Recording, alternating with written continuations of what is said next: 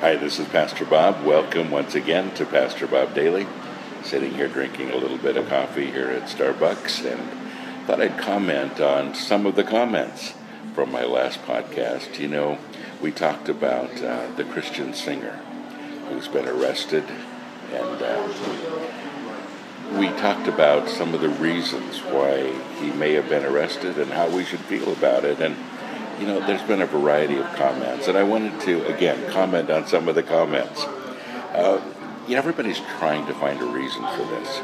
Everybody's scampering to find some kind of reason to make some sense out of all this, and, you know, I'm one of them. I sure would like to think that he's not guilty, and I'd love to support him either way. And I don't know all the facts. I see what I read, and it's pretty condemning. But I realize that until all the facts come out, we really don't know all the answers. But, you know, there are two very common things that I read that are kind of excuses for why this may be the case. One is that he's just simply been set up, and people refuse to believe that anything, beyond that could possibly be a possibility. The other one is that a lot of people saying, well, you know, he's renounced his faith, and because he's not a Christian anymore, this is why he was able to do this. And, you know, I've read that one, and that's probably one of the more popular excuses. I think that's interesting, and I really don't know where he's at with his faith, and whether he's renounced it or not. I think that's a little strange. But if he has or he hasn't, it presupposes that a Christian isn't able to do anything wrong, and that Christians don't make big mistakes too. And you know, we still do. Just because you're a Christian doesn't mean that you're going to be perfect, doesn't mean that you're going to make some mistakes from time to time.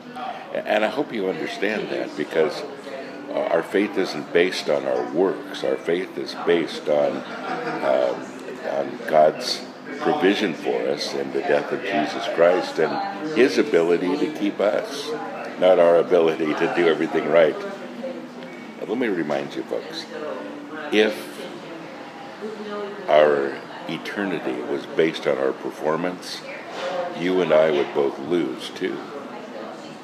You understand what I'm saying? So I thought that was kind of an interesting comment, and it just has very little to do with it.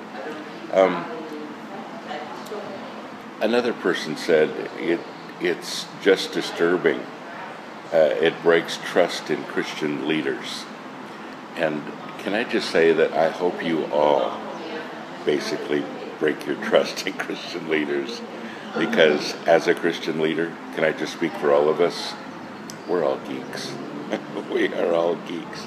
You know, I don't always get it right, and man, I have said things and done things in the past that were totally wrong, and you know, I'm one of those people that if I could just go back and redo a few things in my life, man, there'd be a long list, and I continue to make mistakes here and there, and I continue to get some things right here and there, and I found that my strong point isn't necessarily that I get everything right and that I have all the answers. It's simply that I'm transparent. I can admit when I'm wrong. I can admit that I'm still a student, that I'm still learning, and I can admit that, you know, we're all in this together. So if it really does disturb you and breaks your trust in Christian leaders, I'm sorry for that, but you ought to really rethink that a little bit, because folks, anybody can decide to be a Christian leader. Anybody can put themselves in front of other people, no matter where they're at in life, and it doesn't presuppose that you're any better or any more perfect than anybody else.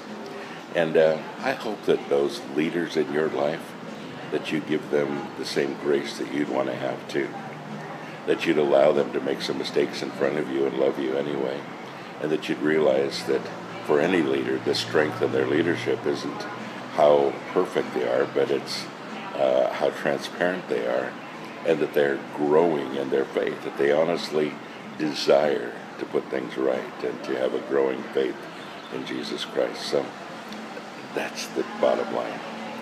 So there's just a few things that I wanted to comment on after the last podcast, and Hope they make some sense to you, and hope you can think about them as well. God bless you. Have a great day.